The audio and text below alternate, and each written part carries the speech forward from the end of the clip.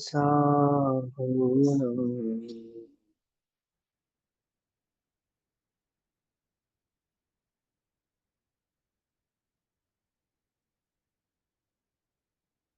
मंगलम भगवान वीरो मंगलम गौतमोगणी मंगलम कुंद कुंदार्द्यो जैन धर्मोस्तु मंगलम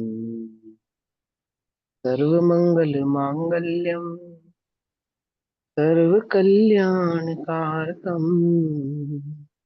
प्रधानां सर्वधर्माणां जैनं जयतु शासनम्।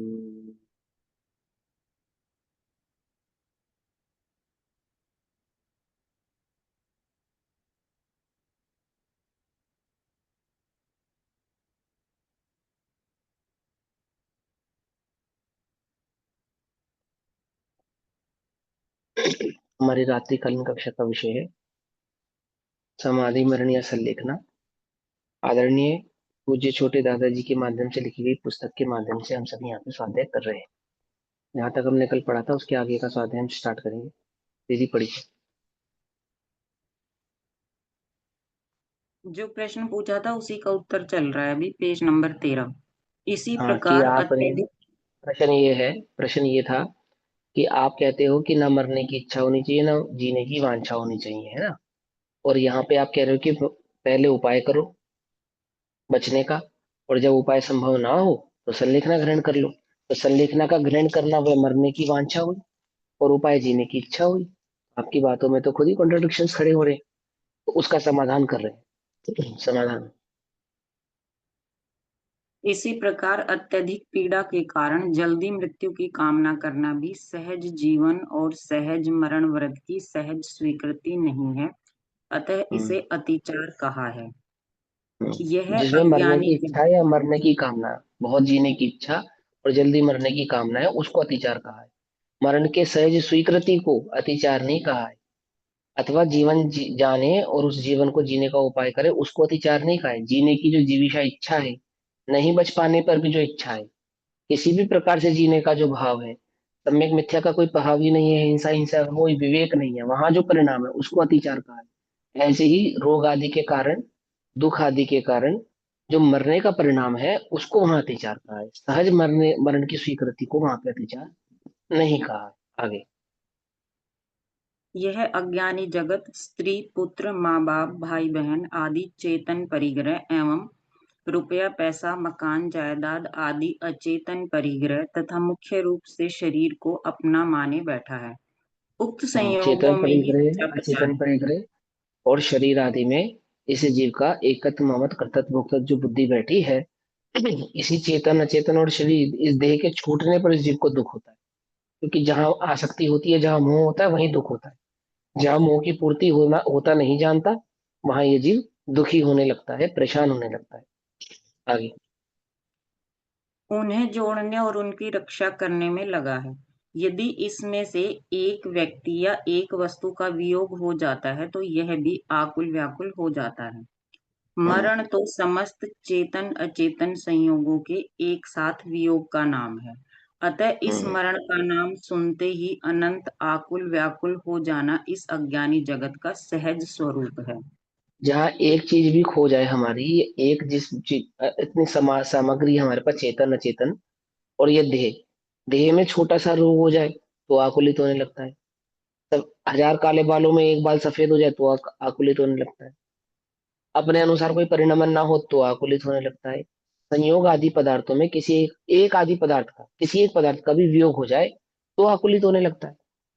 तो विचार करो, मरण के काल में तो समस्त प्रकार के परिग्रह का वियोग होने वाला है। चेतन, समस्त चेतन परिग्रह, समस्त अचेतन परिग्रह।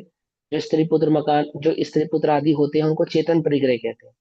जो मकान गाड़ी दुकान रुपया पैसा होता है इसको अचेतन परिग्रह कहते हैं। तो सभी प्रकार के चेतन अचेतन प्लस देह, इस देह का भी वियोग होने वाला है। तो जिसको एक वस्तु के वियोग में आकुलता होती हो, तो जो उसकी समस्त वस्तुओं का वियोग होने वाला हो तो कितनी आकुलता होगी, है ना। तो वह मरण के काल में बहुत आकुलित वहां पे सहज ही होता है। क्योंकि मिथ्या दृष्टि को वहां पर पदार्थों में, स्त्री पुत्र आदियों में, चेतन अचेतन पदार्थों में गहरा ममत्व व गहरा एकत्व भाव है। ये तो है तीव्र कषाय की अपेक्षा से। मंद कषाय में ऐसा हो सकता है कि उसको स्त्री पुत्र आदि में ममत्व भाव ना हो। कैसा? तीव्र ममत्व भाव। ममत्व अंतरंग में तो है लेकिन बाहर में नहीं आ रहा। जैसे अन्य जगत में होते हैं ना, जो अन्य धर्म के साधु होते हैं या अन्य धर्मी जीव होते हैं, मंद कषाय जीव होते हैं, उनको भी सहज अपने परिवार से ज्यादा मोह नहीं रहता, छोड़ देते हैं। अथवा रुपया पैसा गाड़ी की ज्यादा इच्छा नहीं रहती, इसको छोड़ देते हैं। तो क्या ऐसे मरण को हम समाधि मरण कहेंगे? मैंने इस बात को भी ध्यान रखना है ना। तीव्र कषाय की तो स्वीकृति करना ही नहीं, तीव्र कषाय रूप परिणमन तो करना ही नहीं। यहाँ पे तीव्र कषाय को तो अवकाश है ही नहीं। अर्थात चेतन अचेतन और देह रूपी परिग्रह में ममत्व भाव यह तो होना ही नहीं चाहिए।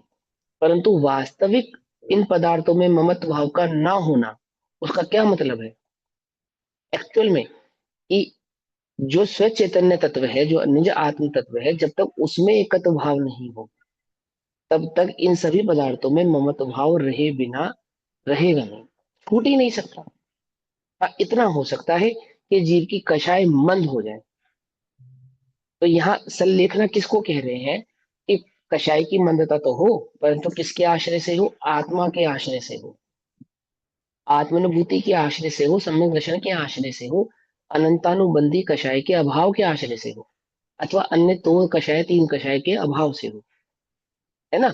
ऐसा नहीं विचार कर लेना कि मैं अपने स्त्री पुत्र मकान दुकान से अगर मैंने अपने मुंह को हटा दिया, कम कर दिया या छोड़ दिया, तो मेरी संलेखना हो जाएगी। इतना किया तो शाबाश। क्योंकि मोह छोड़े बिना, तीव्र मोह छोड़े बिना तो सम्यक दर्शन आदि प्रकट होता ही नहीं है। लेकिन सम्यक दर्शन के बिना भी संलेखना आदि होते नहीं है। समझ में आई बात? कदाचित हम सम्यक दर्शन भी ना प्रकट कर पाए, फिर क्या करें? सही खबर तो हमें होनी ही चाहिए। मंद कषायों में संतुष्टि नहीं होनी चाहिए। पकड़ मारी बात? नहीं पकड़ मारी मेरी बात को? समझ पा रहे हो ना? देखो, यहाँ पे इस प्रसंग को दो प्रकार से समझाता हूँ मैं। एक होती है कषाय, एक होती है लेश्या। लेश्या, कषाय में मंदता हो और लेश्याओं में तीव्रता हो, ऐसा संभव हो सकता है, ऐसा हो सकता है कि हो जाए।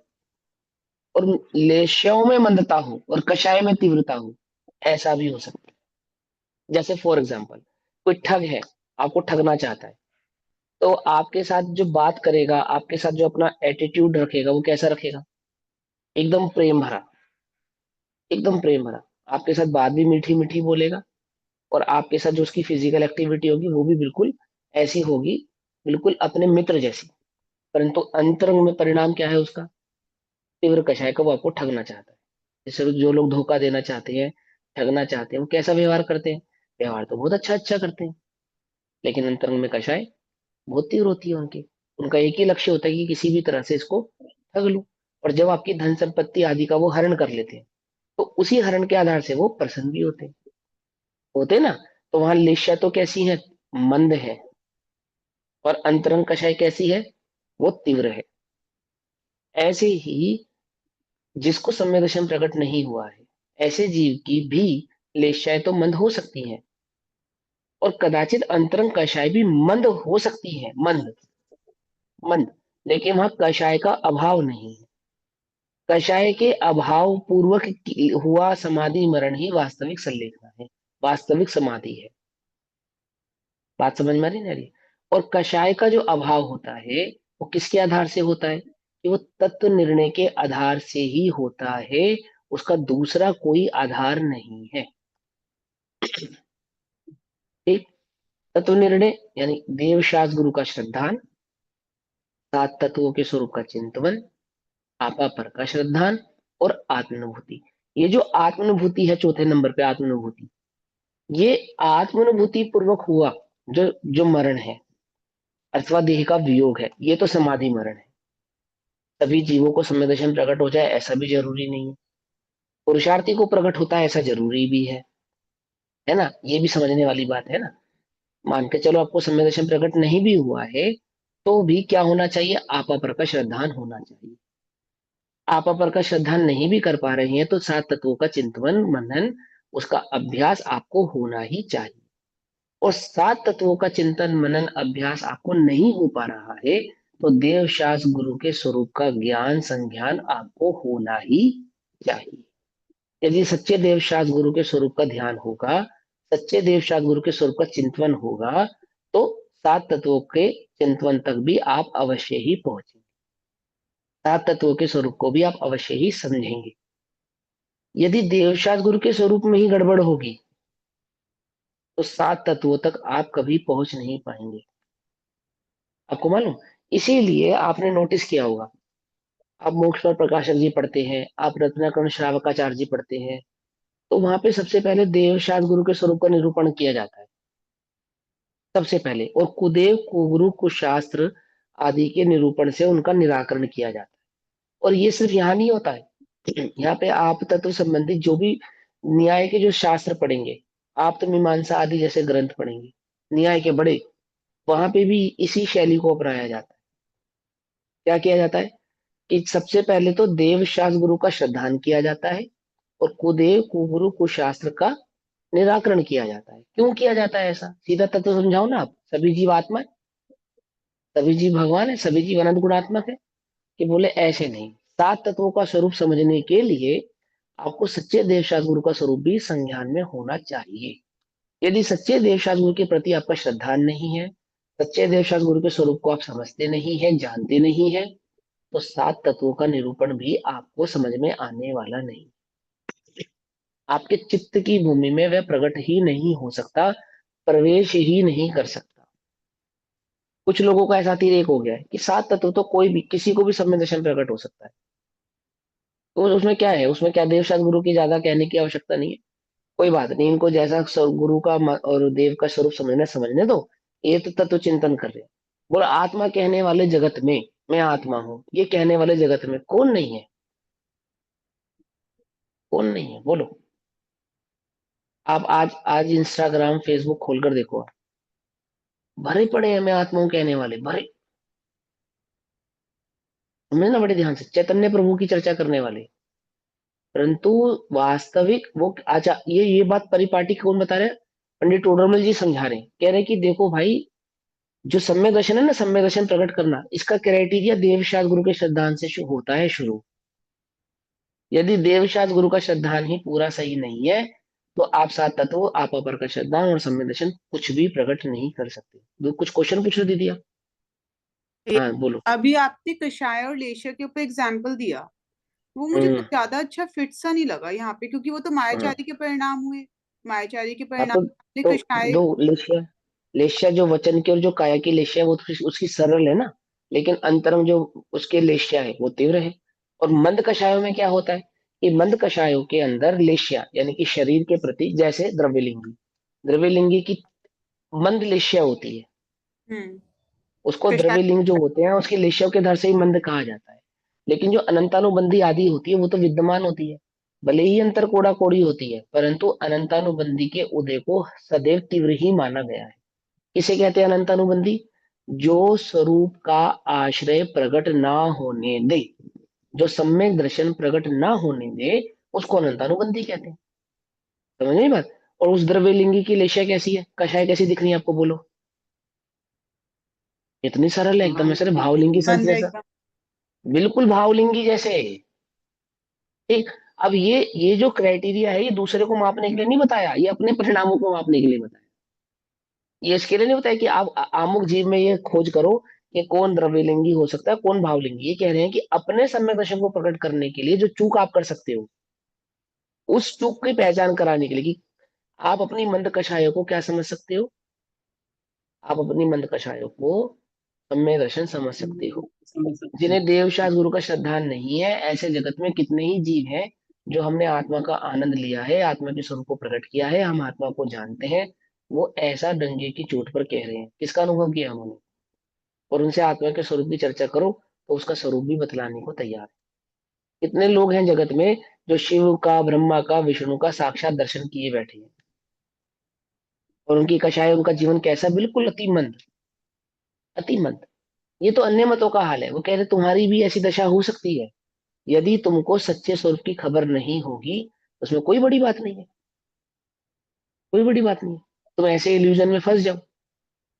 समझ में बात? वहां सम्यक दर्शन आदि की गाथों को स्पष्ट करते हुए आत्मा के स्वरूप को समझाते हुए आचार्य कुंद कुंद देव अलिंग ग्रहण के जो 20 बोल कह रहे हैं, वो क्यों कह रहे हैं, क्या आवश्यकता है वो बतलाने की, कि आप स्पर्श रस गंध वर्ण संबंधी पुद्गल की पर्यायों को आत्मा का अनुभव, आत्मा का वेदन, आत्मा का चिंतवन मान के बैठे हो। आपको ऐसा लगता है जब आत्मा का अनुभव होगा तो कैसा होगा? वो सफेद सफेद दिखेगा। और किसी किसी को ये लगता है कि जो कषाय मुझे मंदता अंतर में प्रकट हुई है, अथवा मुझे मुझे रिकॉल हो रहा है ना बार बार, आत्मा आत्मा अंदर में, तो मुझे आत्मानुभूति हो गई है, अथवा मैं सम्यक दृष्टि हो गया हूँ, ये तो सम्यक दर्शन का लक्षण है। तो कह रहे हैं कि आप अभी वास्तविक स्वरूप को नहीं समझे। वास्तविक स्वरूप को समझने के लिए क्या करना, कैसे समझ में आएगा? तो क्या क्या बताया, बिना देव शास्त्र गुरु का श्रद्धान किए तो सात तत्व समझ में नहीं आएंगे, और देव शास्त्र गुरु के श्रद्धान के बाद सात तत्वों को समझने के बाद ही आपा पर का श्रद्धान हो सकता है। बिना सात तत्व के स्वरूप को समझे बिना आपा पर का श्रद्धान नहीं हो सकता। जगत में ऐसे कितने जीव हैं जो सात तत्व के स्वरूप को नहीं पहचानते, लेकिन वो क्या कहते हैं, मैं आत्मा हूं बाकी सब पर है, मैं आत्मा हूं बाकी सब पर है, बस यही तो करना है। बोले आपा पर का श्रद्धान ऐसे नहीं होगा, सात तत्व के स्वरूप को भली प्रकार से समझना होगा। और वहां आपा पर का श्रद्धान भी वास्तविक श्रद्धान है, वो तभी माना जाएगा जब वहां आत्मानुभूति प्रकट हुई हो। यदि वहां आत्मानुभूति प्रकट नहीं हुई है तो वह आपा पर का श्रद्धान भी वास्तविक आपा पर का श्रद्धान नहीं है। अब ये बात हमने कहा से किस लिए कही, कि सम्यक दर्शन प्रकट हो जाए जरूरी नहीं है, लेकिन घबराना मत। यदि पुरुषार्थ सही दिशा में होगा, सही तरीके से होगा, तो सम्यक दर्शन अवश्य ही प्रकट होगा। पुरुषार्थ से मोक्ष की प्राप्ति, ठीक, समझे बात? पुरुषार्थी को होता ही होता है। गुरुदेव क्या कह रहे हैं, कि केवली ने पुरुषार्थी के अनंत भव देखे ही नहीं। हम्म, कि भगवान ने जितने भव देखे होंगे उतने भव तो जिएंगे। तो गुरुदेव क्या कहते हैं, कि वे जितने भव देखे होंगे उतना भव तो संसार में रहना पड़ेगा। गुरुदेव कहते हैं पुरुषार्थी के केवली अनंत भव नहीं देखते। जो जीव पुरुषार्थी है उनको ऐसा विकल्प, ऐसा विचार आता ही नहीं है। ठीक, तो दोनों बातें। तो क्या कह रहे हैं, कि क्या गलती नहीं करना, ये गलती नहीं करना। जैसे कल समझाया कि जिसको संलेखना का परिणाम होगा, जो सम्यक दर्शन पूर्वक सात तत्वों के निरूपण पूर्वक जो संलेखना आदि धारण करेगा, उसको अहिंसा होगी ही होगी, नियम से होगी। लेकिन मात्र अहिंसा के परिणामों को कोई संलेखना समझ ले तो ऐसा नहीं है, ऐसा नहीं। आई बात समझ में? चलो अब आगे पढ़ेंगे। इस अज्ञानी जगत को मृत्यु में अपना सर्वनाश दिखाई देता है, इसलिए वह इसका नाम सुनते ही आकुल व्याकुल होने लगता है। तन उपजत अपनी उपज जान, तन नशत आपको नाश मान। शरीर के नाश को ही मेरा नाश है ऐसा मानता है, और ऐसा मानने के कारण क्या होता है, बहुत आकुलित होने लगता है। तीव्र कषाय की अपेक्षा से कथन चल रहा है, ध्यान रखना। हो सकता है कदाचित आप स्वीकार कर लो कि ये शरीर तो छूटना ही है, ऐसा भी हो सकता है। लेकिन वो संलेखना अधूरी संलेखना है यदि वह सम्यक दर्शन के बिना है, तत्व के स्वरूप को जाने बिना है। ये बात भी संज्ञान में अवश्य ही होनी चाहिए। अभी तीव्र कषाय की अपेक्षा से कथन चल रहा है कि देह में अति आसक्ति होने के कारण देह के मरण को ही अपना मरण कहता है। देखो लोक में नहीं कहता कि भैया तुम मर गए तो हम भी मर गए, हम दो जिस्म एक जान है, मेरी जान तो तुम में बसती है ना, कहता ना लोक में भी। लोक में भी कहता है आमुख के मरने से अपना ही मरण मानता है। ऐसी ऐसी आत्मबुद्धि साक्षात पर पदार्थ में है जिसको, सोचो देह में उसकी कैसी आत्मबुद्धि होती है। देह ही मैं हूं, ऐसा आत्मभाव उसे शरीर में रहता है, और इसीलिए देह आदि के मरण में मेरा ही मरण हो रहा है, ऐसा उसको तीव्र विकल्प रहता है। देखो पूरा विज्ञान जगत इसको जिंदा रखना चाहता है, शरीर को। बोलो, शरीर को। जो मरा हुआ है उसे जिंदा रखना चाहता है, जो जिंदा है उसे पहचानता ही नहीं है। कुछ बात समझ में आई या नहीं समझ में आई? जो ऑलरेडी मरा हुआ है उसे तो चाहता ही है जिंदा रहे, और जो कभी मर नहीं सकता उसे पहचानता ही नहीं। ऐसी हमारी दशा है। जो नश्वर है उसे हम शाश्वत बनाना चाहते हैं, और जो शाश्वत ध्रुव है उसकी खबर ही नहीं। समझ में आई बात? तो क्या है, वो मोही का स्वरूप है। मोही ऐसा ही है। लोग कहते हैं जैन धर्म वैज्ञानिक है, कहते हैं ना। मैं कहता हूँ बिल्कुल भी नहीं है, 1% भी नहीं है भैया। 1% भी नहीं है, 1% भी। वो विज्ञान कहाँ उसकी जैन धर्म से आप तुलना कर रहे हो? वो विज्ञान तो पांच इंद्रिय के विषय भोग कषाय की पूर्ति में अपने उपयोग को लगाए बैठा है। उसी को जीवन का सुख मानता है। बोलो इंसानी ताकत कैसे बढ़ जाए, हमारी माइंड की ग्रेसिपिंग पावर कैसे बढ़ जाए, ये विज्ञान का। हमारा लाइफस्टाइल और इजी से इजीएस्ट कैसे हो जाए, टोटल विज्ञान। अगर पृथ्वी में भगवान न करे कुछ ना कुछ हो गया, तो हम अपना घर चांद पे बना सके, ये विज्ञान है। इसकी खोज कर रहा है वो। कुछ बात समझ में नहीं आ रही है? एक को मार के दूसरे को जिंदा कर रहा है, ये विज्ञान है। ये विज्ञान है। इसकी तुलना कहाँ जी वीतरागता के मार्ग से, वीतरागता के धर्म से हम करने लग जाते हैं। ये बहुत वैज्ञानिक है। कुछ वैज्ञानिक नहीं है। माने वैज्ञानिकता का समानता जैन धर्म से बिल्कुल भी नहीं। जैन धर्म उससे कहीं ऊपर की बात है। ठीक है, आजकल के पढ़े लिखे लोगों को, मूर्ख लोगों को समझाना पड़ता है, कहना पड़ता है कि देखो विज्ञान भी कह रहा है, हम भी कह रहे हैं। लेकिन अगर विज्ञान नहीं कहेगा तो, अगर आरओ का पानी, फिल्टर का पानी विज्ञान नहीं कहता, तो फिर पानी छानना तो फिर हमारी तकियानुसी बात थी ना, है ना? क्योंकि विज्ञान ने कह दिया इसलिए जैन धर्म सही है। इसलिए जैन धर्म पुराने से कहता आ रहा है। और जैन धर्म तो अनादिकाल से ये भी कहता आ रहा है तो शरीर नहीं है, ये देह तो है चिरकाल की मोई, आत्मा ही अजर अमर तत्व है, ये भी तो कह रहा है जैन धर्म। इसकी तरफ क्यों नहीं ध्यान दे रहे? या खाली पानी छानने की और रात में खाना ना खाने की बात करता है जैन धर्म, बस यही दो बातें हैं। ये विज्ञान भी कहता है रात में मत खाओ, जैन धर्म भी कहता है रात में मत खाओ। विज्ञान भी कहता है क्या नाम है, फिल्टर वाटर पियो। जैन धर्म भी कह रहा है अनादि से छना हुआ पानी पियो। और जैन धर्म कह रहा है मैं शरीर नहीं हूँ, इस देह को कोई नहीं बचा सकता, देह अनादि से मरी हुई है और आत्मा अनादि से जिंदा ही है। इसकी तरफ कहाँ जाएगा तुम्हारा ध्यान? इस और देखोगे या नहीं देखोगे? क्या कहा, कुछ बात समझ में? प्राचीनता, द्रव्य गुण पर्याय के स्वरूप को समझे बिना जैन धर्म की प्राचीनता कभी समझ में नहीं आने वाली। उसका अनादि निधन कैसे, वो जो अनादि निधन है, वो वस्तु स्वरूप, वो जैन धर्म, वो कभी भी समझ में नहीं आएगा जब तक द्रव्य गुण पर्याय समझ में नहीं आए। जितना पुराना द्रव्य है उतना पुराना जैन धर्म है। बोलो भैया, द्रव्य कितना पुराना है? अनादि अनंत। और जितनी नवीन पर्याय है उतना नया जैन धर्म है। बोलो, प्रत्येक पर्याय को स्वीकार करता है, प्रत्येक पर्याय की स्वतंत्रता को जानता है, प्रत्येक पर्याय के स्वभाव को जानता है। अर्वाचीन प्रति क्षण नया है और अनादि है, ध्रुव है। ये है स्वरूप जैन धर्म की अनादिता का। लेकिन हमें नहीं समझ में आएगा। हम अनादिता उसको कैसे पहचानेंगे? जैन धर्म की अनादिता को कैसे पहचानेंगे? 2 करोड़ साल, 20 करोड़ साल, 50 करोड़ साल, या 10 कूड़ा कोड़ी सागर, बस। बस अगर हम ये सिद्ध कर दे कि सबसे पहले जैन धर्म आया, उससे क्या होगा? जैन धर्म सबसे पहले आया, इसको सिद्ध करने से कुछ भी नहीं होगा। वस्तु स्वरूप की सिद्धि करोगे। जो वस्तु स्वरूप की सिद्धि करता है, उसे जैन धर्म की सिद्धि आपो आप ही हो जाती है। आपो आप हो जाती है, उसे अपने आप समझ में आ जाता है। बात समझ में नहीं? तो क्या कहते हैं यहाँ, क्या कहते हैं वस्तु स्वरूप के संदर्भ में, कि कषाय की तीव्रता तो होनी ही नहीं चाहिए। अहम बुद्धि जिसको बहुत तीव्र मोह है देह में, वो तो देह आदि के मरण में ही अपना मरण मान के बैठा है। कदाचित देह आदि से ममत्व भाव छूट भी जाए, तो भी ये बुद्धि नहीं छूटती है कि मैं शरीर नहीं हूं, मैं आत्मा हूं। जो ये मैं आत्मा हूँ, ध्रुव स्वभावी आत्मा, इस चैतन्य ज्ञायक भाव की अनुभूति पूर्वक जो देह आदि संसार आदि का वियोग होता है, वही वियोग वास्तविक वियोग समाधि मरण कहलाता है। अन्य कोई मरण समाधि मरण नहीं कहलाता। पकड़ में आई बात? चलो आगे पढ़ेंगे।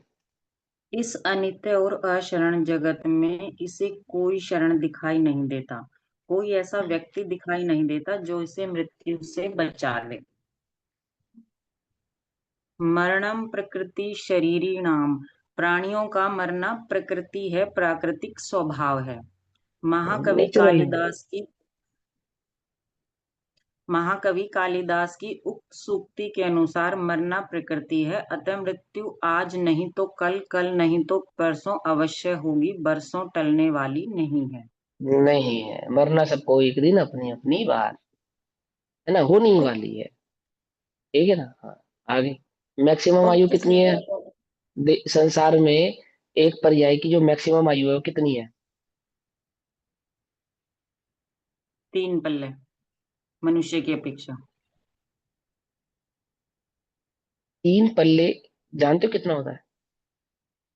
हम्म। हमारी उम्र से अगर तुलना करोगे तो अमर ही लगेगा। अगर अपनी उम्र से उसकी तुलना करोगे ना 3 पल्ले की, तो ऐसे लगेगा अरे भैया तो अमर है। बात समझ में? लेकिन तो भी अमरत को नहीं पहचानता। अमरत को नहीं पहचानता। जो टाइम में बंधा है, बाउंडेड है, वो अमृत नहीं है। जो टाइम से परे है वो अमृत है। अर्थात जिसको समय ने नहीं बांधा, जो स्वयं समय है। क्या? जिसको किसी समय ने बांधा नहीं है, जो स्वयं समय है, वो है अमृत। उसको तो पहचानता ही नहीं है। तो ये टाइम बाउंडेशन के साथ जो पर्याय आदि प्राप्त होती है, इन्हीं पर्यायों में अपना ममत्व भाव होने से पर्याय आदि के अभाव में ही अपना अभाव मानता है। क्षणिकवादी है ये। मिथ्या दृष्टि। क्षणिकवादी। समझ नहीं बात? चलो आगे पढ़ो। उक्त संयोगों में एकत्व के कारण अपनेपन की मिथ्या मान्यता के कारण यह अज्ञानी जगत अनंत दुखी है, और यदि अपनी यह मान्यता भविष्य में भी नहीं सुधारी तो अनंत काल तक दुखी ही रहेगा। संयोगों का वियोग रोकना तो संभव नहीं है, अतः एकमात्र यही उपाय शेष रहता है कि जगत में जो कुछ भी जिस समय हो रहा है, हम उसके सहज ज्ञाता दृष्टा रहें। न यह चाहे सहज कि उसको मैं स्वीकार न कर लें। मरूं। ना ये चाहे कि मैं जीऊं। सहज स्वीकार कर लें। जैसे जगत में दिन और रात, रात और दिन, सर्दी और गर्मी, गर्मी और सर्दी, धूप बरसात छाव, आप इसको रोक नहीं सकते। है ना? हम्म। इसको सहज स्वीकार करते हैं, और सहज स्वीकार होने के बाद अपने को इसके अकॉर्डिंग ढाल लेते हैं। ढाल लेते हैं ना। ऐसे ही वस्तु स्वरूप को पहचान कर ये देह आदि का तो उपयोग होना ही है। जो इसको स्वीकार कर लेता है और देह में ममत भाव को छोड़ के अपने ध्रुव ज्ञायक भाव में अपने ममत भाव को धारण करता है, वही वास्तव में सुखी है। वही सुखी हो सकता है, अन्य जगत में तो कोई सुखी हो सकता नहीं है। ऐसा। छोटे बच्चे होते, छोटे बच्चे। आजकल तो पॉसिबल ही नहीं है वो होना। पहले जमाने में क्या होता था, लाइट चली जाती थी तो मोमबत्ती जलाते थे। है ना? मोमबत्ती कैंडल जलाते थे। तो बच्चे होते थे, उनको बड़ा वो चमकती हुई कैंडल ऐसी लगती थी कि इसको पकड़ ले, पकड़ ले। है ना? और कुछ बच्चे उसको पकड़ भी लेते थे। पकड़ने के बाद जोर जोर से रोते भी थे। है ना? ऐसे ही इस जगत के जीव का स्वभाव। बिल्कुल ऐसा ही क्या कर रहा है, दुख के कारणों पे स्वयं जाता है, स्वयं उनको पकड़ता है, तेजी से पकड़ता है, आसक्ति से पकड़ता है। कोई छुड़ाने की कोशिश करे तो छोड़ता नहीं है। दुखी उसी से होता है जिसको पकड़ा है। दुखी उसी से होता है जिसको उसने पकड़ा है। और कोई उसको छुड़ाने की कोशिश करे ना, छोटे बच्चे की मुट्ठी खोलने की कोशिश की है कभी? है? अपने ही बाल पकड़ ले और रोए। है ना? करते ना बच्चे ऐसा, अपने बाल पकड़ के खुद रोते हैं ना। और कितनी मुश्किल से छोड़ते हैं। रो क्यों रहे हैं? अपने ही बाल पकड़े अपने इसलिए। बाल खींचने से दर्द हो और रहा है कोई इसलिए रो कोई रहे हैं। छुड़ा रहा है तो छोड़ने को भी तैयार नहीं है। गजब। ऐसे ही ये जीव आसक्त हुआ है पर पदार्थ में और दुखी हो रहा है, और कोई छुड़ा रहा है तो छोड़ने को भी तैयार नहीं है। क्यों? उसको छोड़ना भी दुख रूप लग रहा है। जिसको पकड़ के मैं दुखी हूं, उसको छोड़ना ही दुख रूप लग रहा है। ऐसी इस जीव की क्या है, अनादि मिथ्या मान्यता। सहज ही है। अपने अंतरंग में झांक कर देखो कि हमारी भी ऐसी दशा है या नहीं। ये सहज ही है। जो ऐसी दशा में फंसा है उसको समाधि मरण संभव नहीं है। जो आज ही इससे वेद विज्ञान कर ले, उसका जीवन भी समाधिमय है, उसका मरण भी समाधिमय है। समझ नहीं बात? चलो आगे।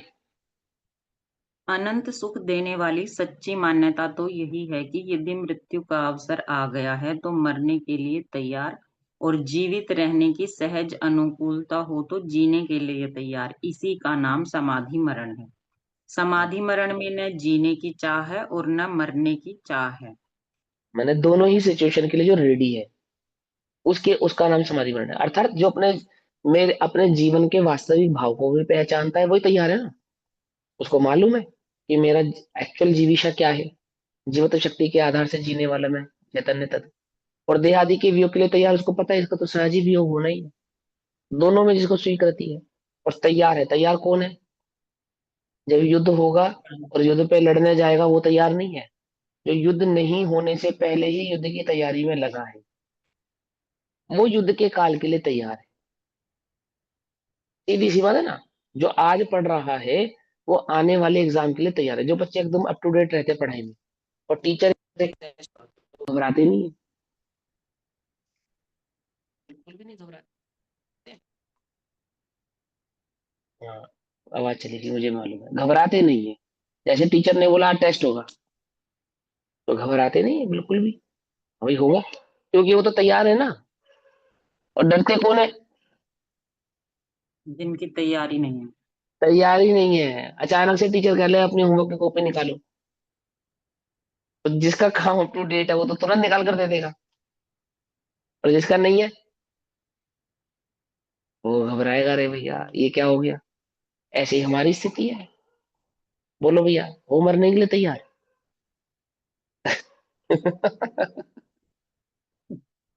कि भैया कैसी शुभ शुभ बोलो भैया, अशुभ शुभ बातें मत करो। है, देखो, मरना इसको अशुभ लगता है। इसको लगता है अशुभ मालूम? जिसको अपने अजर अमर तत्व की खबर नहीं है, मैं मर नहीं सकता, उसको मरण जगत में अशुभ लगता है। अशुभ लगता है। अशुभ है। क्या है जगत में अशुभ बोलो? ओहो, ये मोह अशुभ है, ऐसा तो भाषित होता नहीं।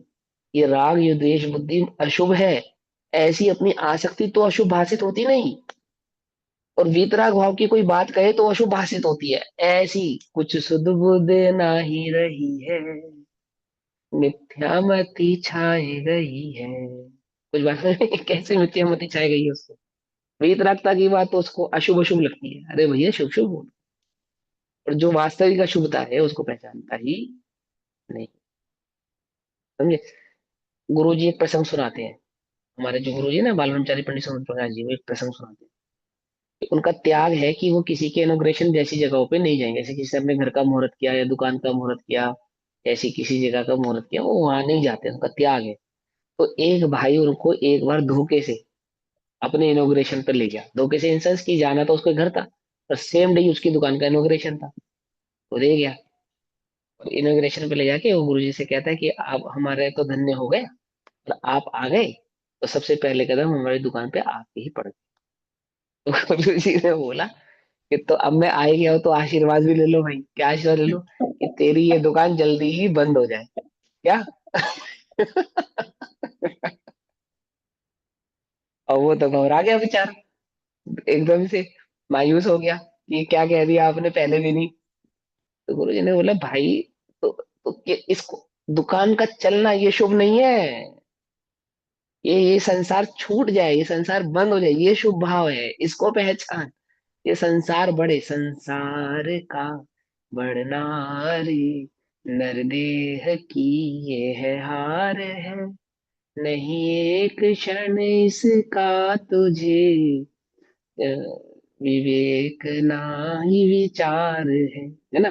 कोई विचार विवेक है ही नहीं उसको। उसको क्या लग रहा है? संसार बढ़ रहा है ये तो शुभ है, और संसार घट रहा है ये अशुभ है।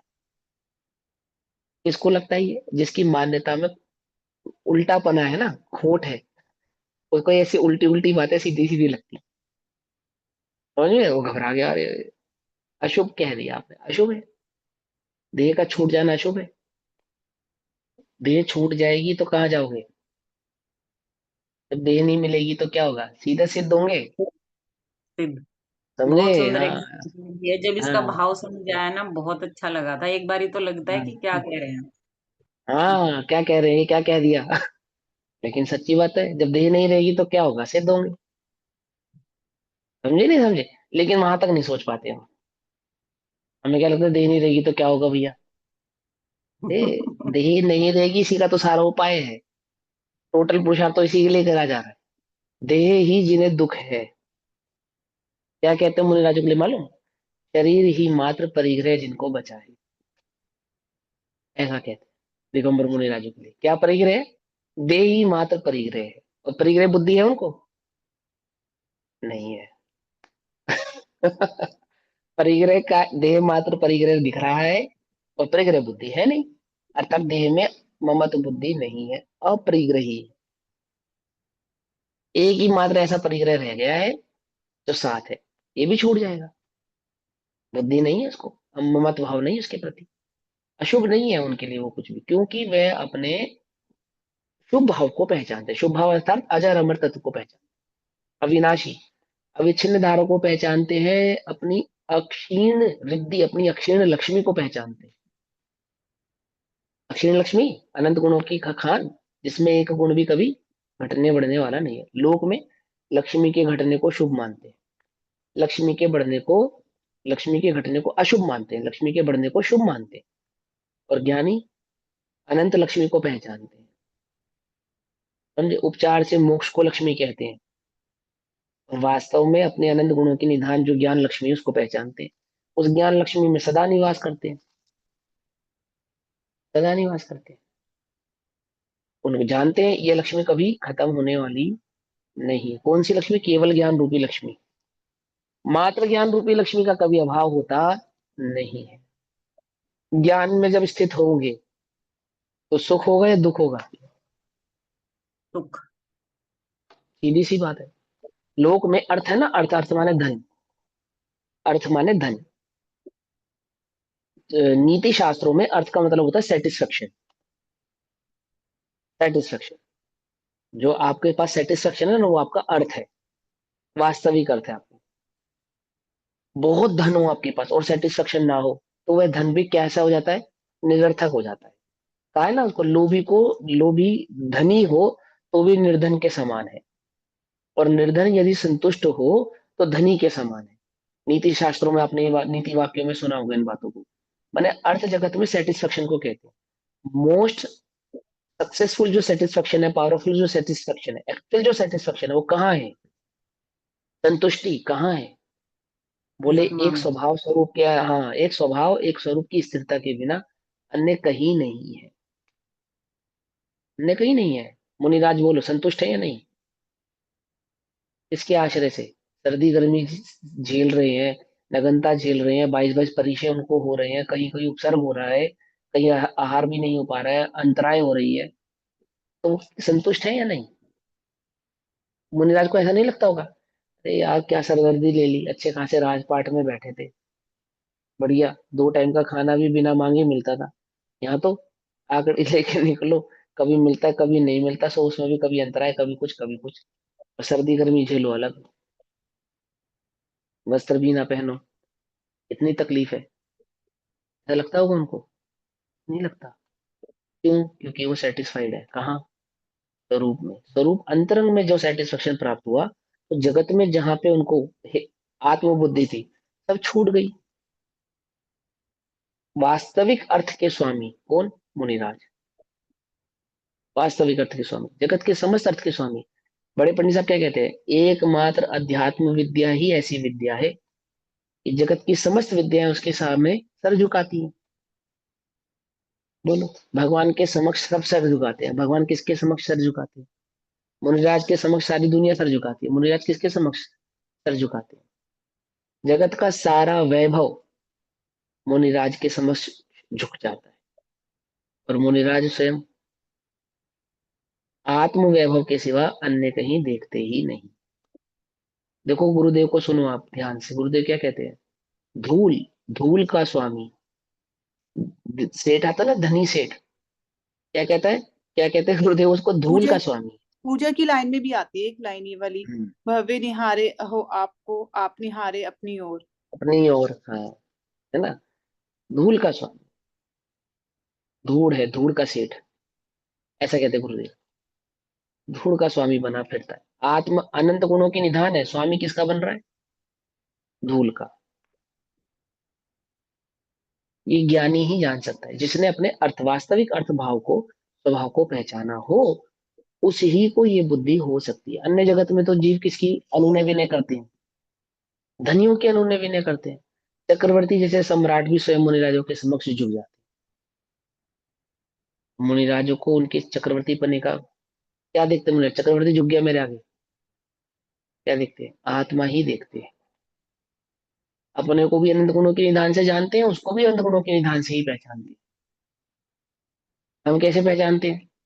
ज्ञानी की ये दृष्टि नहीं है, ज्ञानी इस दृष्टि से जगत को नहीं देखता है, इस दृष्टि से नहीं पहचानता। तो अर्थ, जो जगत का अर्थ है वो छूटता है तो ज्ञानी को दुख नहीं होता, क्योंकि वे अपने वास्तविक अर्थ को पहचान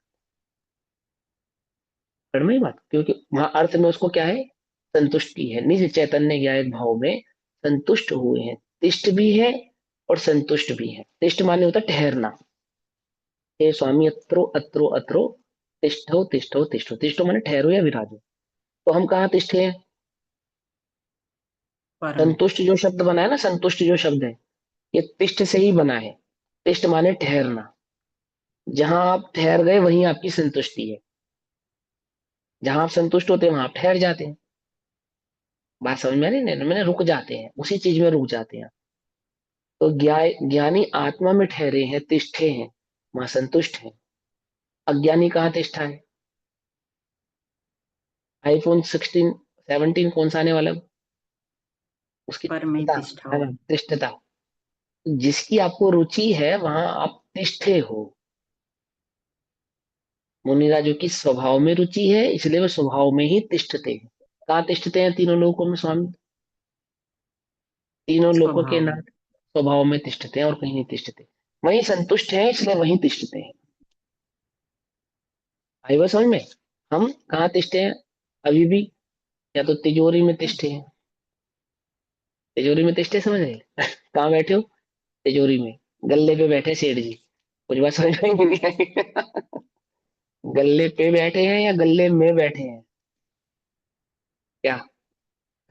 गले में। में ही बैठे, क्योंकि उपयोग तो वहीं लगा हुआ है सारा। वही लगा रहता है, वही लगा रहता है। ऐसे ही कामी की दशा है, ऐसे ही इंद्रिय के अन्य अन्य इंद्रियों के लोलुपी की दशा है, ऐसी ही दशा है। वो वहीं तिष्ठता है, निरंतर वहीं तिष्ठा रहता है। क्या दिखता है सारे जगत में? जैसे आपने सुना होगा कहावत, सावन के अंधे को सारा जगत हरा हरा नजर आता है ना? सुना है ना? ऐसे ही पांच इंद्रिय के, जिस इंद्रिय के विषय में जो जीव आ सकते हैं, उसको सारे जगत में वही आसक्ति दिखाई देती है। कामी को सारे जगत में काम दिखाई देता है, भोगी को सारे जगत में भोग दिखाई देता है। सारे जगत में। समझे? क्या समझ नहीं समझे? पकड़ में आई बात? नहीं पकड़ में? उसको सारे जगत में बस यही यही दिखाई देगा, अन्य कुछ नहीं दिखाई देगा। वर्तमान योग आदि के ग्रंथ पढ़ेगा तो उसमें भी भोग दिखाई देगा, वीतरागता का भाव ही नहीं दिखाई देगा।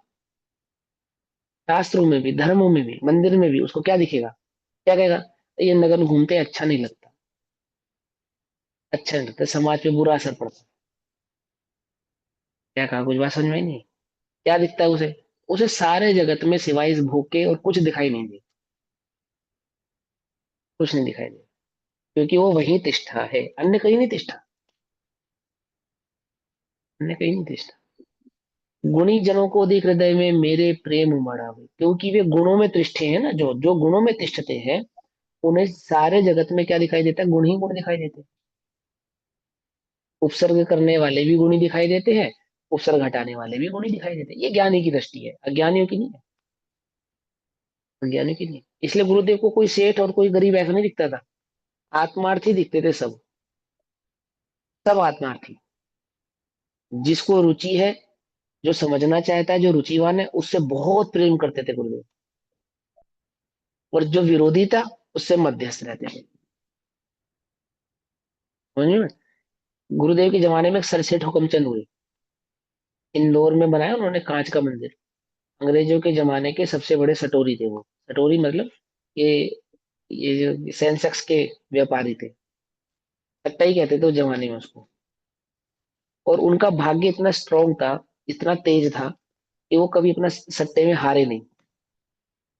अंग्रेजों की सरकार को, हुकूमत को भी अपना राज्य चलाने के लिए कभी धन कम पड़ता था ना, तो सरसेठ हुकमचंद से उधार मांगती थी हिंदुस्तान में, कि वो और सुविधा आने में समय लगेगा, तो सेठ जी से उधार लेकर तुम अपने सरकारी कामों को पूरा कर लो। इतने धनवान थे सेठ जी।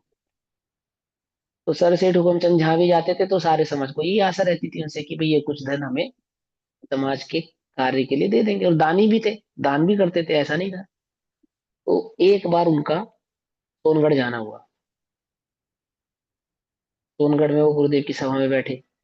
गुरुदेव को पता है सेठ जी आए हैं, और भी सब जगत को, सारे मुमुक्षुओं को पता है सर सेठ हुकुमचंद आया, भाई फेमस आदमी है, आया है, ठीक है।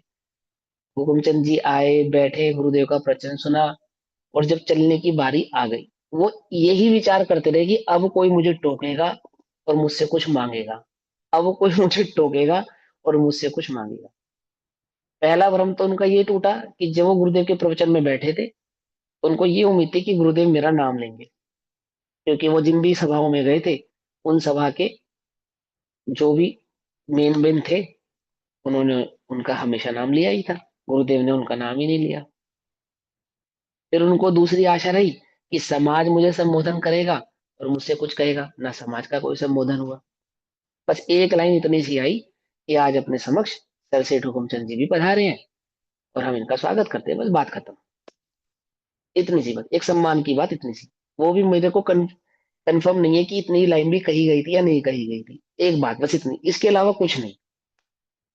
तो जब हुकुमचंद जी का नंबर आया कि मुझे कुछ 2 मिनट बोलना है, तब उन्होंने कहा कि मैं अपने जीवन में पहली बार ऐसी सभा में आया हूं जहां मुझसे 1 रुपया भी मांगा नहीं गया।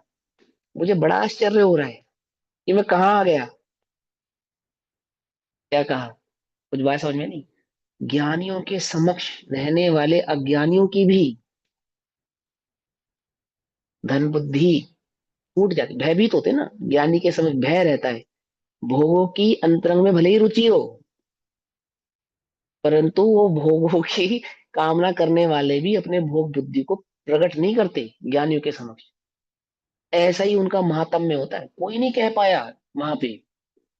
किसी की इतनी हिम्मत नहीं कि दान राशि की 1 रुपए की पर्ची भी उनसे कटवाने की डिमांड करते। क्यों? क्योंकि साक्षात जो गुरुदेव बैठे हैं, जब उन्हें धन बुद्धि नहीं है, वो स्वयं धर्म के नायक अधिपति हैं, धर्म की ही चर्चा कर रहे हैं, धन उनके समक्ष क्या है, उनकी नॉलेज नजर में सिवाय धूल के सिवा कुछ नहीं।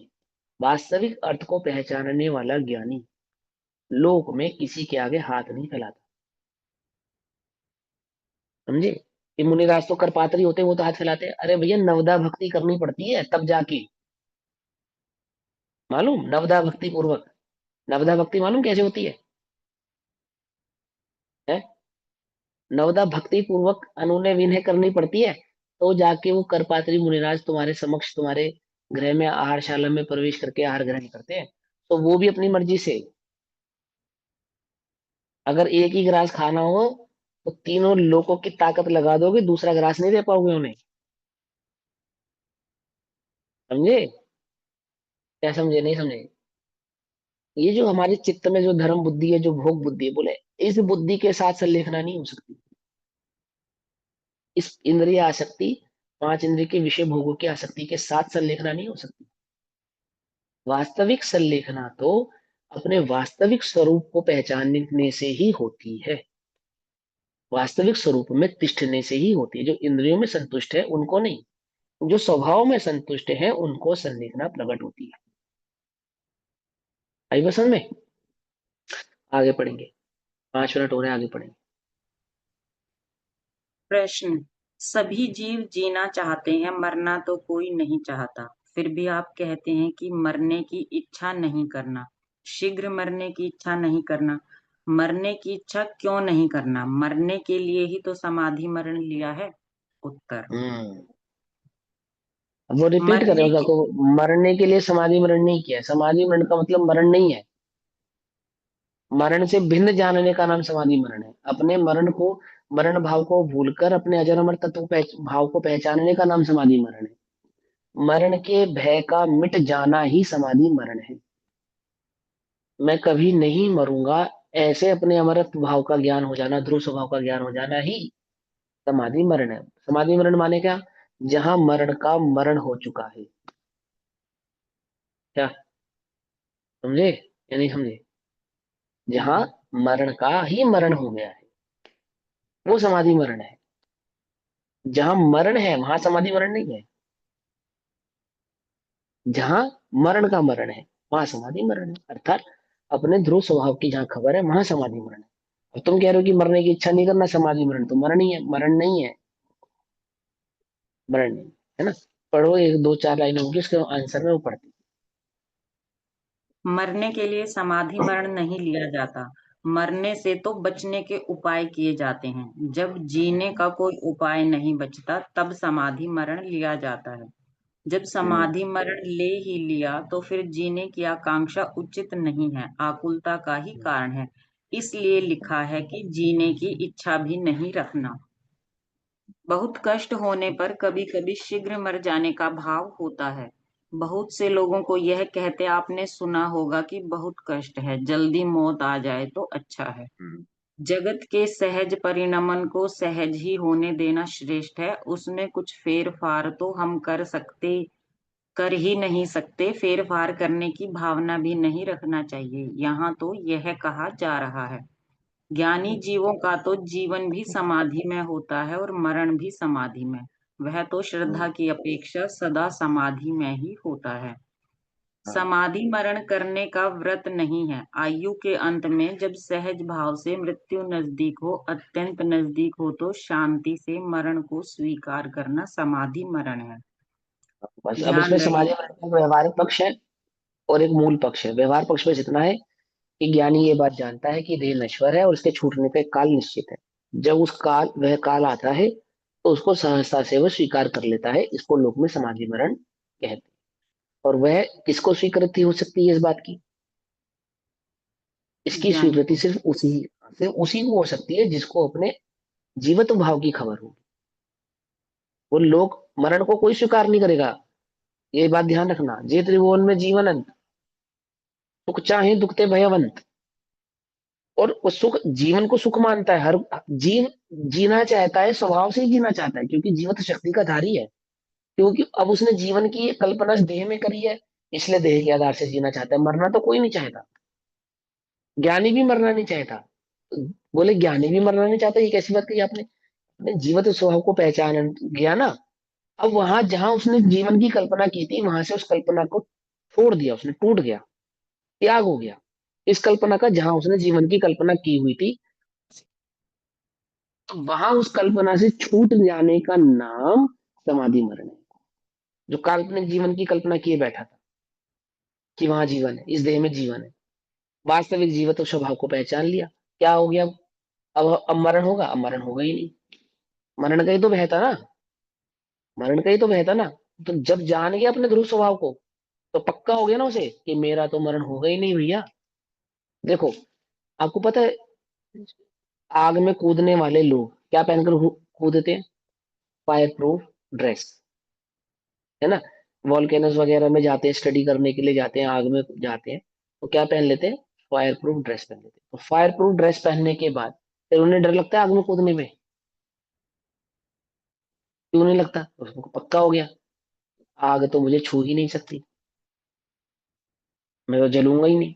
ये निश्चय हो गया जिसको कि मैं आग से अब जलूंगा नहीं, इस निश्चय के साथ उसको कितना भय लगता है उस आग में कूदने में? बिल्कुल भी नहीं लगता, 1% भी नहीं लगता। आपका फोन वाटर प्रूफ है, पानी में ले जाते हुए डर लगता है? लगता है? नहीं लगता। घड़ी होती है वाटर प्रूफ, पानी में ले जाते हुए डर लगता है? और कदाचित गलती से पानी गिर जाए अचानक से, तो घबराहट होती है। क्यों? क्योंकि तुम्हें कंफर्म है तो वाटर प्रूफ है। ऐसे ही कदाचित ये देह आदि का वियोग हाना आ जाए, कंफर्म है आएगा ही। तो ज्ञानी घबराता नहीं, क्यों? उसको पता है मरण प्रूफ है। ये आत्मा, क्या कहा? कुछ बात समझे? इसका तो कभी मरण होता ही नहीं, मरण इसे छू ही नहीं सकता। ऐसे मरण छू नहीं सकता स्वभाव की दृष्टि होने पर क्या हो गया? मरण का भय ही उठ गया। तो उसको वियोग को सहज स्वीकार कर लिया, कोई घबराहट नहीं, तो टेंशन नहीं। क्यों टेंशन नहीं है? क्योंकि मेरा तो मरण हुआ ही नहीं, होता ही नहीं। ऐसी उसको वहां पे बुद्धि हुई है। बाकी चर्चा कल करेंगे, अभी समय हुआ, तब तक के लिए सभी को जय जिनेन्द्र। ओम नमः सिद्धेभ्य। निज निधि निज में बताई, यह अनंत उपकार है, उसके लिए जिनवाणी माँ को वंदना शतबार। नमः।